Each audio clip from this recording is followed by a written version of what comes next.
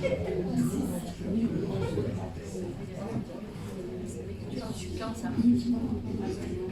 mes chers collègues, il est 14h30, la séance est ouverte, la parole est à Mme Céline Murena pour faire l'appel.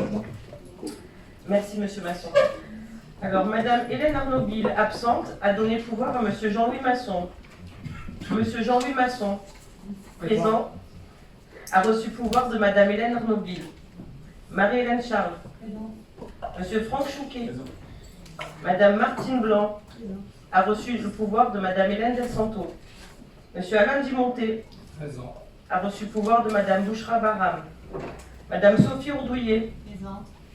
Monsieur Alain Fumaz a reçu le pouvoir de Monsieur André Boulon. Madame Jeannick Gay. Monsieur Jean-Éric Lodévic. Madame Hélène Del Santo, absente, a donné pouvoir à Madame Martine Blanc. Monsieur Jean-Claude Marastoni a reçu pouvoir de Monsieur Michel Guillauzic. Monsieur Christian Gasquet. Monsieur Michel Guillauzic, absent, a donné pouvoir à Monsieur Jean-Claude Marastoni. Monsieur Alain Jouot. Madame Martine de Santis a reçu le pouvoir de Madame Laure-Hélène Baumann. Monsieur André Boulon, absent, a donné pouvoir à Monsieur Alain Fumaz. Madame Brigitte Morillon. Madame Josiane Bercé. Monsieur Olivier Chel, absent, a donné pouvoir à Monsieur Gilles Broyer. Gilles Broyer a reçu le pouvoir de Monsieur Olivier Chel. Monsieur Jean-Marc Anneville.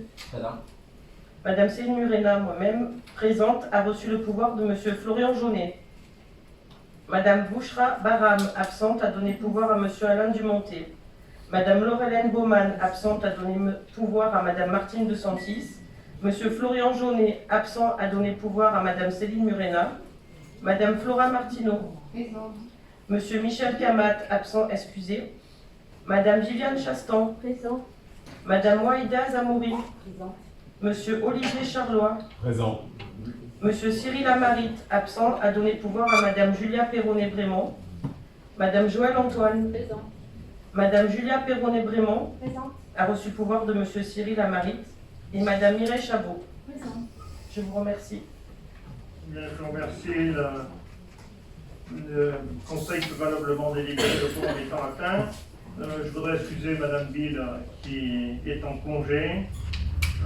Je vous propose d'approuver le procès-verbal de la séance précédente.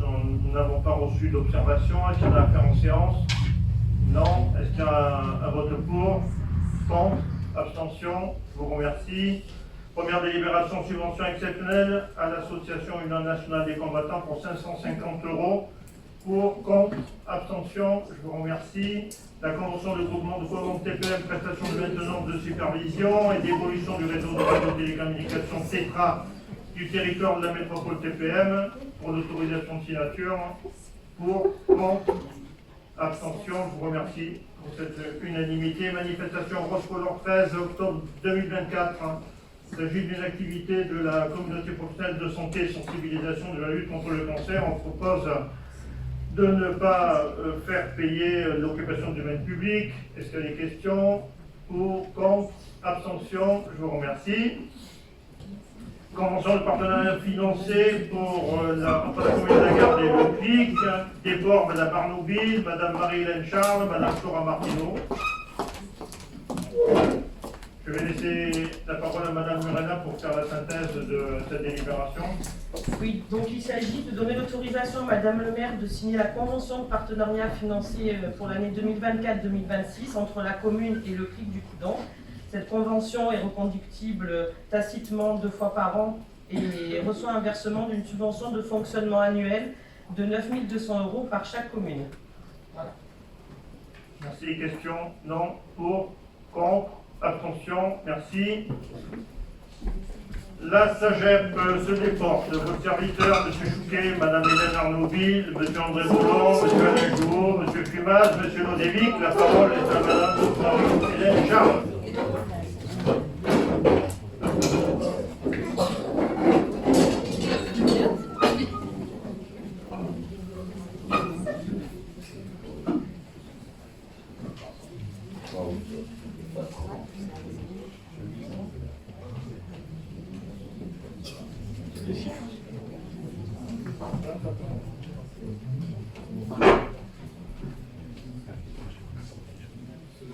Bien, pour cette délibération, il s'agit de la commune de la Garde, conformément à l'article 14 des statuts de la SPL SAGEP, accepte de céder à la communauté de communes Provence-Verdon 1300 actions. Il est donc proposé au conseil municipal d'approuver la cession par la commune de la Garde au profit de la communauté de communes Provence-Verdon de 1300 actions sociétés publiques locales SAGEP à valeur nominale de 14,71 €, de dire que la recette sera inscrite au budget de la commune et d'autoriser Madame le maire ou son adjoint délégué à signer tout acte afférent à la présente délibération. Qui est contre?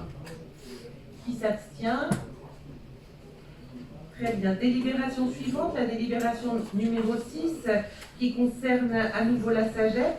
Il s'agit donc de l'acquisition de parts sociales de la SPL SAGEP et d'autoriser la signature. Donc par courrier en date du 23 août 2024, la Société d'aménagement de gestion publique SAGEP fait part à la commune de son intention d'augmenter son capital par apport en numéraire et la création de 11 500 actions nouvelles à la valeur nominale de 10 €, soit un montant total de 115 000 €. Il est donc proposé au conseil municipal de décider d'acquérir le nombre d'actions issues de l'augmentation du capital approuvée lors de l'Assemblée générale de la SAGEP en date du 25 juin dernier, selon les droits préférentiels de souscription de la commune et dans la limite de 11 500 actions nouvelles à la valeur nominale de 10 €, et d'inscrire cette dépense, la dépense correspondante, au budget de la ville. Qui est contre? Qui s'abstient? Je vous remercie. Pour la délibération suivante qui concerne la SAGEM, alors, doivent sortir Madame Gay, Madame Bouillet. Voilà. Monsieur Le Dévic peut rentrer. Monsieur Jouot et Monsieur Fumaz. Et Monsieur Fumaz, merci.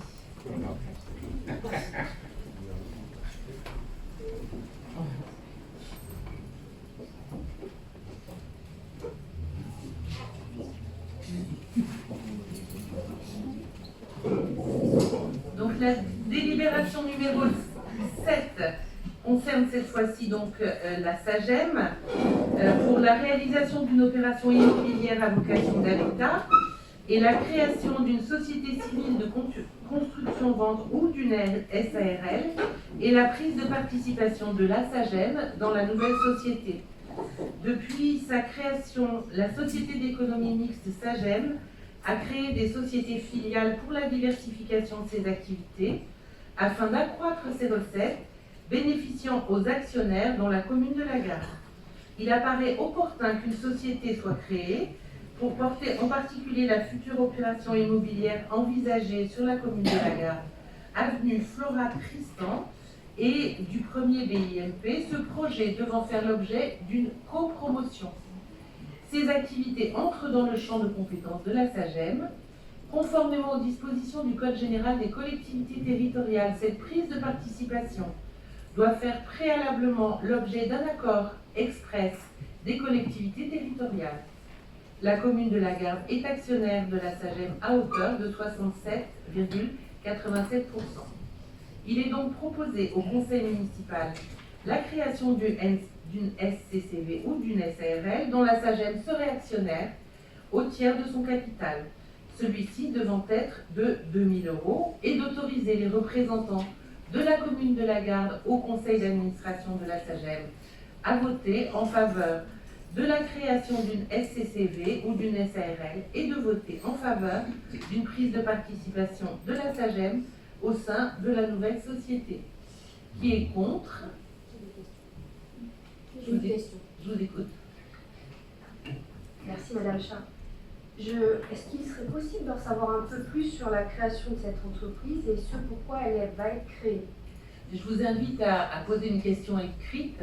Vous n'êtes pas sans savoir que je ne suis pas membre de cette société. C'est la raison pour laquelle, d'ailleurs, c'est moi qui rapporte cette délibération, puisque tous ceux qui ont à en connaître sont dehors, et vous le savez bien. Donc je vous invite à poser une question écrite et on vous répondra à ce sujet. Donc vous êtes en train de me dire qu'aujourd'hui vous allez voter sans savoir le sujet de la délibération. Et vous? Ah, eh ben moi je me suis renseignée justement. Alors puisque vous ne le savez pas, je vais informer nos collègues. Peut-être que ce n'est pas exactement le bon sujet, mais il paraîtrait que c'est pour faire de la promotion immobilière sur de l'habitat mixte avec du social et du BRS. Sur la garde, est-ce que vous me confirmez si c'est bien ce projet-là? Et dans ce cas-là, si c'est ce projet-là, la SAGEM est dans son rôle et nous voterons pour. La SAGEM est dans son rôle, absolument. C'est sur ce projet-là. Et nous développons l'habitat sur la gare. Non, c'est pas la question, Madame Sarr. Est-ce que c'est C'est sur ce ma projet-là? réponse en tout cas. C'est ma réponse. Donc en tout depuis cas. 2 ans, vous êtes rapporteur de la SAGEM et de la SAGEM, et à aucun moment vous Je posez n'ai des questions sur rien le de sujet. plus à vous dire. Posez une question écrite et on vous répondra. Donc qui est contre?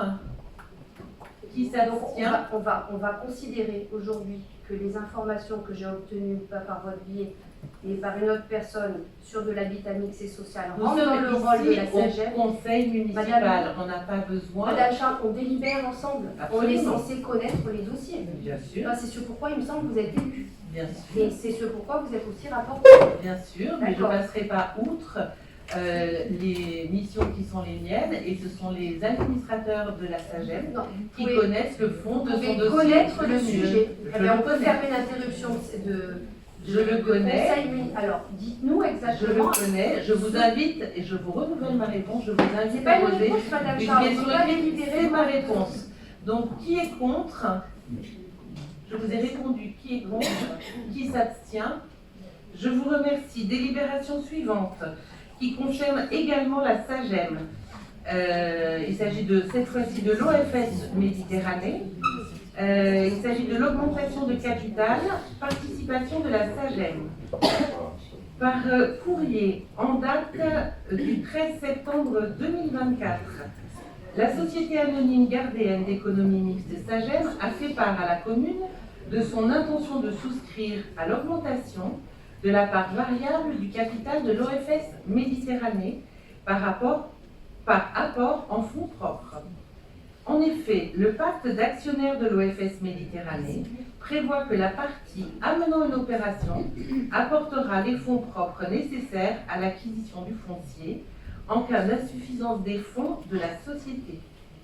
La SAGEM amenant l'opération Esprit Garrigue, pour laquelle le foncier sera acquis par l'OFS, les fonds actuels de l'OFS Méditerranée nécessitent donc un apport partiel sur les fonds propres de la SAGEM.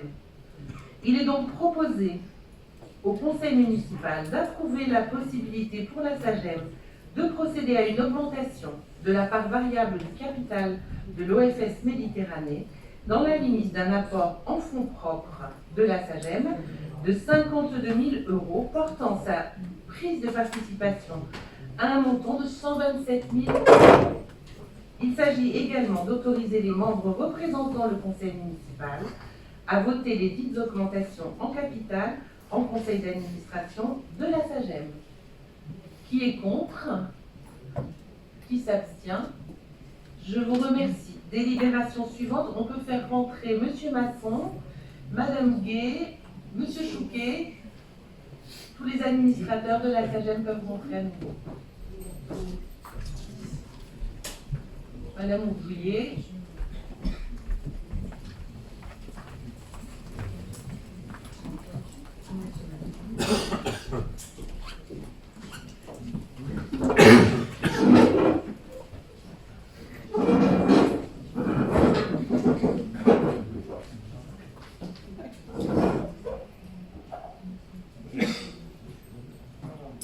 On va aller à la 9.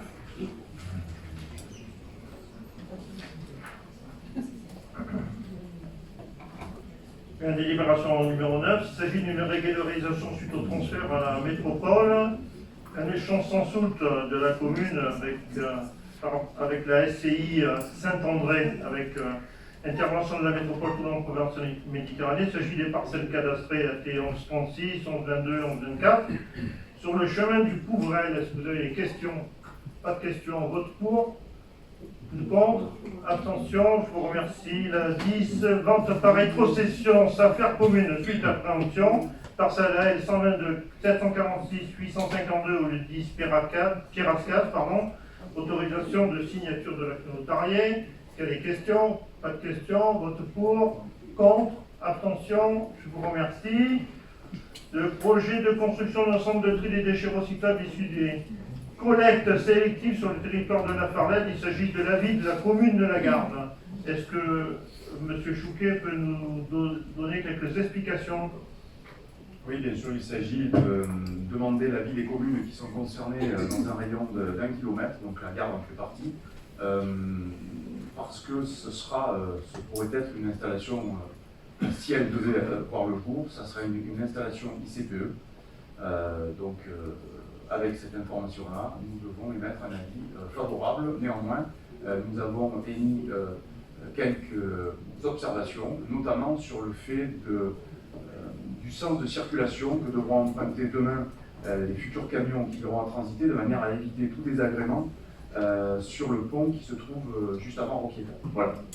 Il y a une question? Oui, madame. Juste une question, vous avez émis des réserves. Si la Farlède ne tient pas compte de vos réserves, quels sont vos moyens? C'est une simple discussion. Ce ne sont pas des réserves, ce sont des observations. Observations. Donc, elle n'est pas obligée de tenir compte des observations que vous avez faites. Nous faisons des observations puisqu'on a demandé d'en faire et celles-là pour nous sont primordiales. D'accord. Donc elles seront prises en considération. Merci. Il y a vote pour, contre, abstention, je vous remercie. Le déploiement de l'opération Éco-Défi, la parole est à Madame Blanc.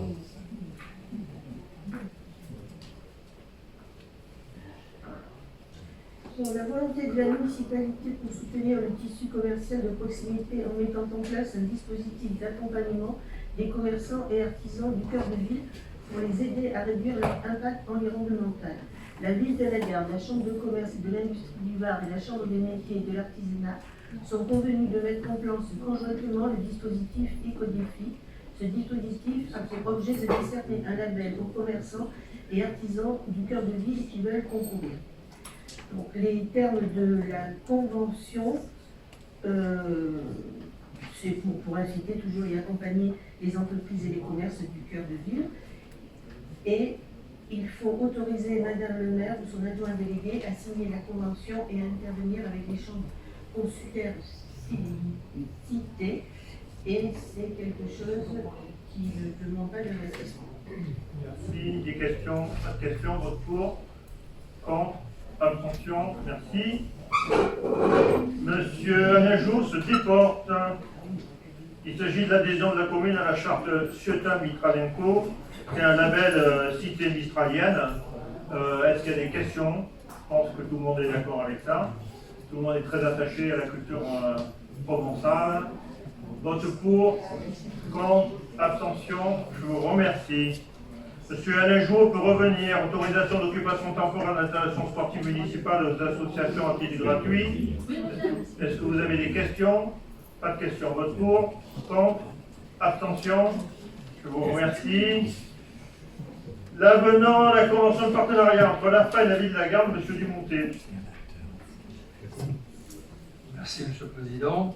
Il s'agit simplement de la convention qui a été approuvée en conseil municipal début avril entre l'Agence nationale pour la formation des personnels adultes et la ville de la Garde.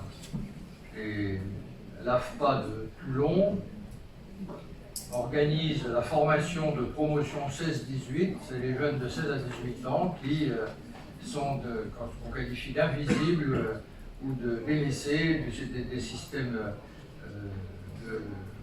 d'appel à l'emploi.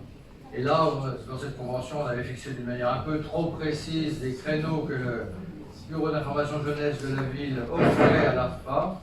Et là, on élargit la possibilité, mais ça ne change rien sur le fond. Merci, mon cher collègue. Est-ce qu'il y a des questions? Pas de questions. Vote pour, contre, abstention. Merci. Il vous est proposé dans la 16e délibération de convention entre le CNFPT, l'inspection d'académie du Var et la ville de la Garde pour la mise en place d'une formation commune de personnel de l'éducation nationale et ADEME. Il y a des questions? Pas de questions. Vote pour, contre, abstention. Je vous remercie.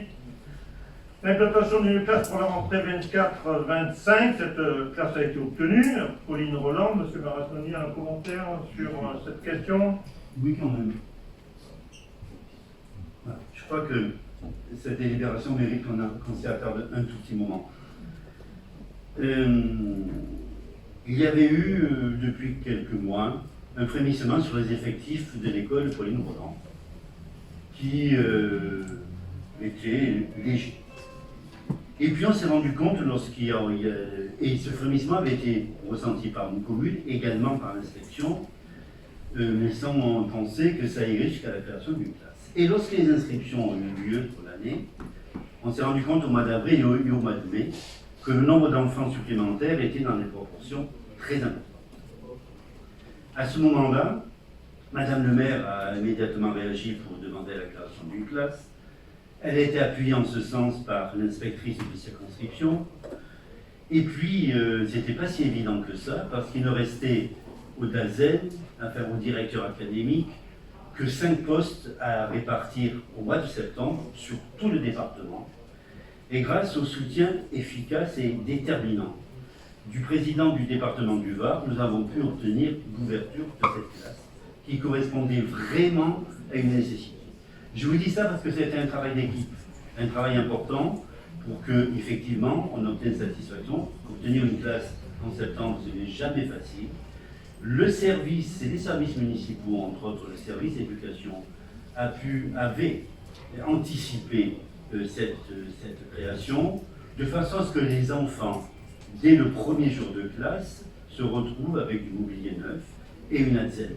Je vous rappelle que, officiellement, la classe a été créée le vendredi qui précédait la rentrée, sur 48 heures en gros, avant la rentrée, et que les enfants sont entrés dans les meilleures conditions possibles, effectivement, puisque à la satisfaction de tout le monde. Ce permet aussi de vous préciser que à Sainte-Marguerite, comme dans le reste de la commune, la population scolaire est en augmentation. C'est quelque chose de positif.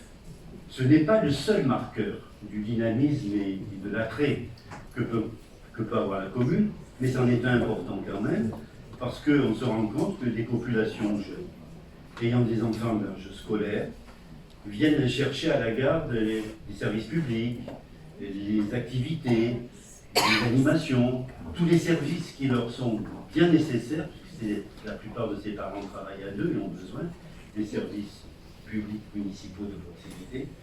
Et ils viennent chez nous pour les trouver parce qu'ils savent effectivement qu'on peut répondre généralement d'une manière favorable et avec des services de qualité et un personnel très dévoué pour les faire fonctionner. Voilà ce qui me semblait important de vous repréciser, même si ce n'est pas la première fois, parce qu'au-delà parfois de certaines polémiques, la réalité, elle s'impose souvent, et que cette réalité-là démontre, je vous le répète, l'attractivité, le dynamisme et l'envie que peut susciter notre commune.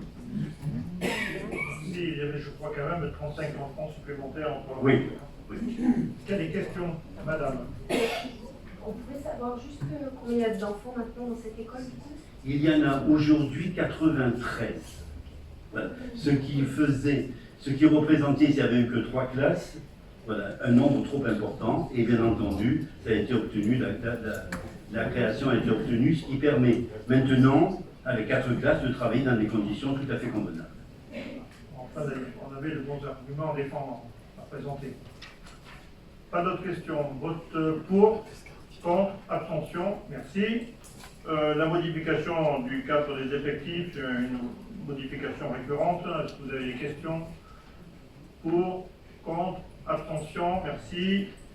Les élections législatives qui se sont déroulées en juillet 24, il s'agit des indemnités forfaitaires complémentaires pour les élections, pour les fonctionnaires.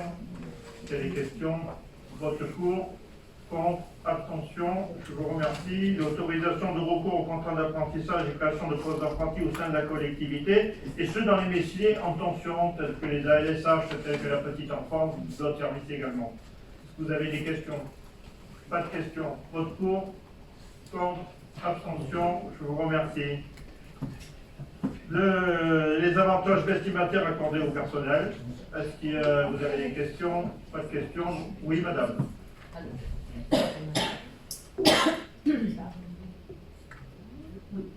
Oui, c'est juste qu'il y a une dotation pour un chauffeur et a priori, lorsque le précédent a pris sa retraite, il n'avait pas été remplacé. Est-ce qu'il a été remplacé depuis? Non, il n'a pas été remplacé, donc c'est une ordre de plume si c'est marqué. Comment? La dotation, non, mais la dotation, le directeur général, on le laisse au cas où, mais le poste n'est pas remplacé. Merci. Il n'a pas vocation à l'être à court terme. Pas d'autres questions. Vote pour, contre, abstention, je vous remercie. Le programme local de l'habitat qui est conduit par la métropole Provence, Toulon-Provence Méditerranée, l'avis de la commune, étant entendu que nous concernant, on dépasse largement les 25% de la loi dite SRU, on est à 28 environ. Est-ce que Mme Gué a des commentaires? Un petit peu? Allez. Oui. Donc vous avez tous reçu les documents, donc je vous fais grâce de tous les chiffres qui sont cités. Toutefois, considérant que le troisième PLH répond à un scénario de développement basé sur une croissance démographique de 0,5% par an, qui s'inscrit donc en cohérence avec les préconisations du SCOT, soit un besoin estimé à 13 248 logements sur 6 ans. Considérant les difficultés liées à la nécessité de produire du logement tout en respectant les enjeux de limitation de l'imperméabilisation et de l'artificialisation des sols, conformément à la loi Climat et Résilience d'août 2021. Considérant les principes d'intervention retenus pour le PLH de 2024 à 2029, les principes sont les suivants. S'engager vers une gestion économe de l'espace et optimiser les ressources existantes en se dotant d'une stratégie foncière. Fluidifier les parcours résidentiels de tous les habitants en proposant des solutions adaptées aux attentes et aux ressources de chacun, avec une attention particulière portée aux ménages, aux jeunes et au public en difficulté. Je pense que vous avez tous lu la presse locale et régionale qui parlait énormément du lancement de la bourse d'échange de logement. Donc nous sommes déjà dans cette action depuis au moins 1 an. Ensuite, nous devons développer une offre de logements adaptés, diversifiés et abordables en prenant en compte les trajectoires et les parcours de vie de chacun. Ça aussi, avec notre OFS, c'est quelque chose dans lequel nous sommes déjà actifs depuis plusieurs années. Et réinvestir le parc existant en remobilisant les logements vacants et en freinant la spirale de dégradation du parc potentiellement indigne. Là aussi, c'est une action qu'avec le service de logement, nous menons déjà depuis 2020, en parallèle avec la bourse d'échange de logement social.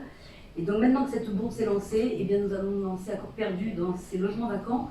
Nous avons émis une petite réserve sur le PLH qui nous a été proposé, puisque on nous disait qu'il avait été identifié à peu près 400 logements vacants sur la ville de la Garde. Et en fait, lors des recherches que nous avons effectuées, des caves, des greniers et des garages étaient évoqués. Donc en fait, sur la ville de la Garde, nous avons identifié à peu près une 50aine de logements vacants, comme on avait pu le dire lors de commission logement avec Madame Zamouri et Monsieur Kamat. Donc le conseil municipal émet un avis favorable sur le projet du programme local de l'habitat 2024-2029, le PLH, de la métropole TPM, et valide les documents constitutifs tels qu'annexés à la présente délibération. Il engage la commune de la Garde à mobiliser les moyens relevant de sa compétence pour mettre en œuvre le PLH de la métropole pour la période 24-29 et autorise Madame le maire ou son adjoint délégué à signer toutes les pièces consécutives à l'exécution de la présente délibération. Bien, merci mes chers collègues. Alors, c'est un processus qui va durer encore 2 ans parce qu'il y a des obligations de communiquer au préfet, lequel peut être d'accord ou pas d'accord avec la proposition de la métropole, et les enquêtes publiques, etc. Enfin, tout ça prendra un certain temps, environ 2 ans, avant que le PLH métropolitain puisse être adopté. S'il y a des questions? Pas de questions. Vote pour, contre, abstention, je vous remercie. Vous avez la communication du rapport d'activité et le développement durable du site OMAP. Il a été adressé. Est-ce que vous avez des questions à formuler en séance? Pas de questions. Et il faut le voter ou pas? Non. On ne le vote pas, mais on prend acte du fait qu'il a été communiqué. On a des élections à refaire pour le membre du syndicat intercommunal des communes de littoral bavois, parce qu'il y a des mouvements de nos collègues au sein de ce syndicat intercommunal. Est-ce que quelqu'un souhaite que le vote se fasse à bulletin secret? Non, donc il y a unanimité pour le voter à main levée.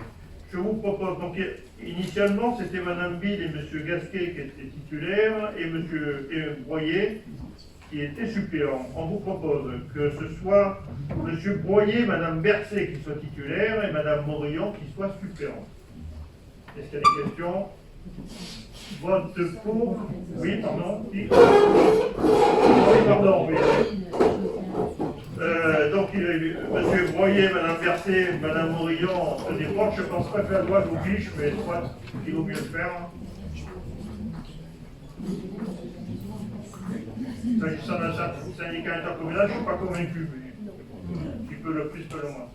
Vote pour, contre, abstention, je vous remercie. Nos collègues peuvent revenir. Non. Se déporte, Madame Bill.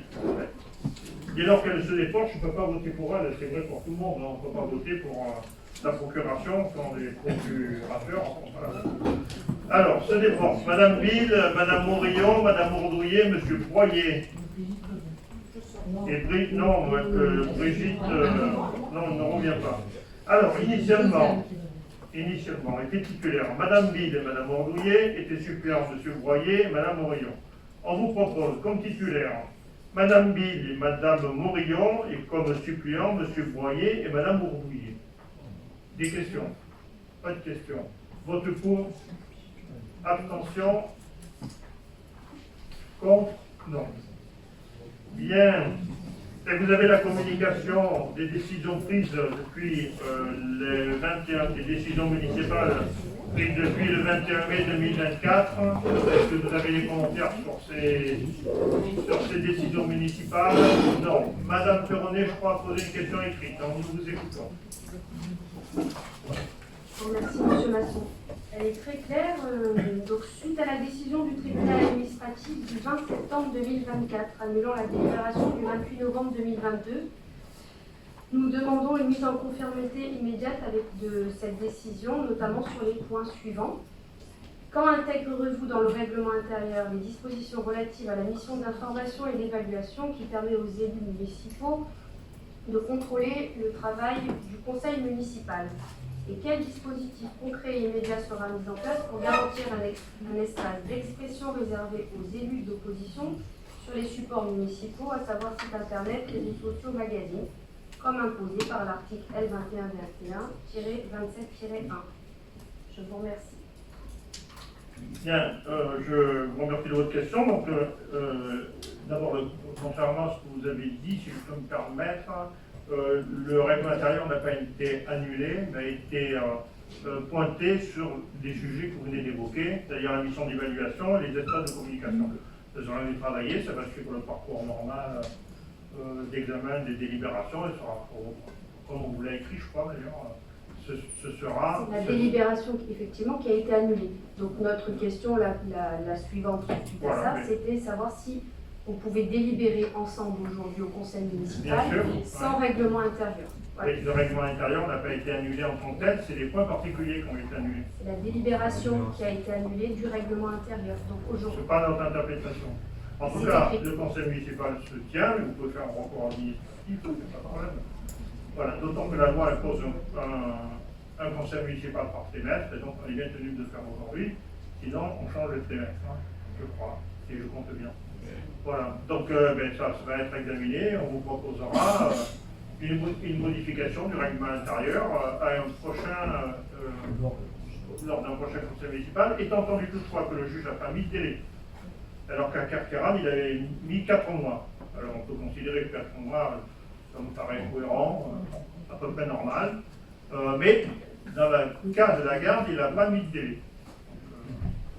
Voilà. Puisqu'il a annulé le règlement intérieur. Non, la délibération, ce qui fait que du coup nous délibérons aujourd'hui. pense pas que ça puisse durer au-delà de 4 mois, puisque nous n'avons pas de délibération qui permette de faire correctement notre travail. Je vous entends, mais on n'a pas la même lecture. On considère que le conseil est valable, mais vous avez toute latitude pour demander au préfet de faire une observation ou de déférer au tribunal administratif. L'ordre du jour est épuisé, la séance est levée. Je vous remercie pour la bonne tenue de ce conseil. Il y avait une autre question? Madame, vous aviez des questions aussi? Il y en avait une autre. Est-ce qu'il y avait d'autres questions écrites? Non, désolé, il n'y a pas d'autres questions écrites. Ou alors, sont arrivés après les délais. Nous avons écrit vendredi. C'est 2 jours. Il y a des questions. Bah, il avait 5 jours ouverts, samedi, dimanche.